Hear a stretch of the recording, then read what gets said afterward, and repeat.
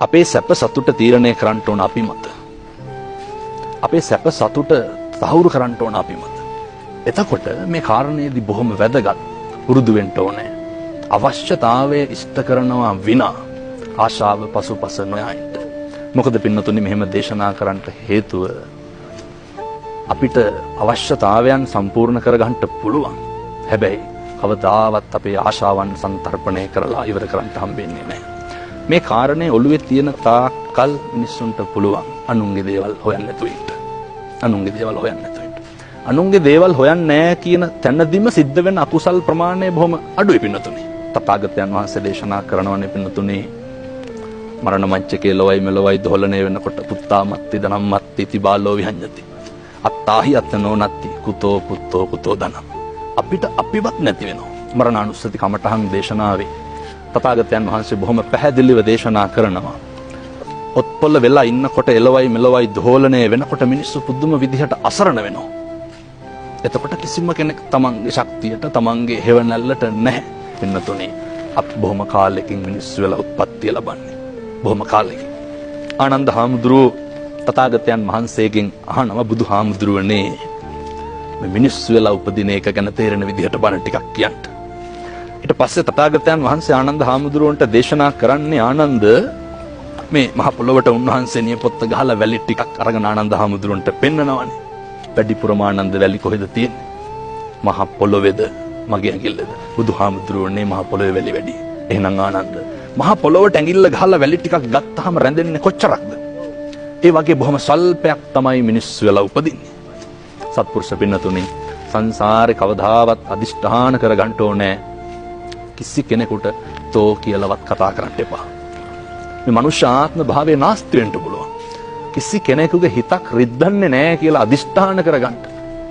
කිසි කෙනෙකුට විපතක් සිද්ධ කරන්නේ නැහැ කියලා අදිෂ්ඨාන කරගන්න.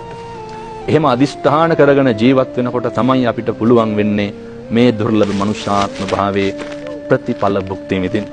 මිනිස්සු නිරන්තරයෙන් හිතන්න ඕන කාරණයක් තමයි මම පිට කරන වචනේ කවුරු හරිගේ හිතක් රිදෙයිද?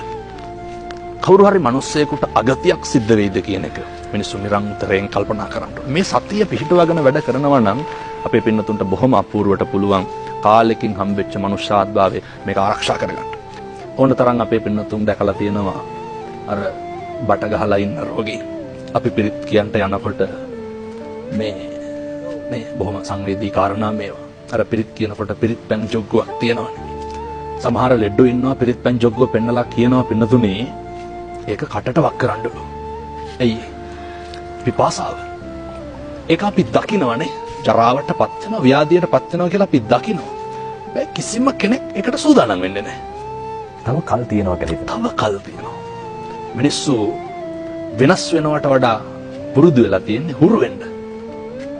වෙනස් වෙනවට වඩා මිනිස්සු පුරුදු වෙලා තියෙන්නේ හුරු වෙන්න. මිනිස්සු පණ අදිනකොට කියනවා බොහෝ රෝගී දැන් ඉතින් කතා බහක් නැහැ. හුස්ම වැටෙනවා විතරයි කියලා. නෑ හොඳට විඥාන ධාතුව වැඩ. හොඳට වැඩ. බඩගිනියනවා. තිබහයනවා. මිනිස්සු තේරුම් ගන්න ඕනේ මේ බණ කියන මටත් පොදුයි, බණ අහන ඇත්තන්ටත් පොදුයි. මොකක්ද? අපිට කවදා හරි බඩගින්නේ මැරෙන්න වෙනවා. අපිට කවදා හරි සා පිපාසාවෙන් මැරෙන්න වෙනවා. කවදා හරි නොයෙක් කායික නොයෙක් මානසික වේදනා විඳිමින් විඳගෙන අවසාන මරණ මංචකයේ ලොවයි මෙලොවයි දෝලණය වෙන තැනටපත් වෙන්න සිද්ධ වෙනවා.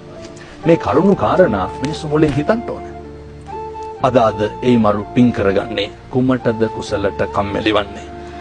මේ ටිකට නේද අපි අනුන්ට වෛර කරන්නේ. මේ ටිකට නේද අපි අනුන්ට දෙස් දෙවොල් තියන්නේ. මේ බොහොම පුංචි කාලයට නේද අපි අනුන් එක ගැටෙන්නේ. අනුන් තරහ කරගන්නේ. වෛරය, ක්‍රෝධය, ද්වේෂය තුලින් අපි ජීවත් වෙන්න උත්සාහ කරන්නේ. මෙන්න මේ කරුණු ටික අවබෝධ කරගන්න පුළුවන් නම් මේ පුංචි කාලය ඇතුළතදී අර්ථවත් මනුෂ්‍ය ජීවිතයක් ගෙවලා මිනිසුන්ට පුළුවන් තෘප්තියෙන් මේක අතහැරලා දාලා හැපැත්තට යන්න.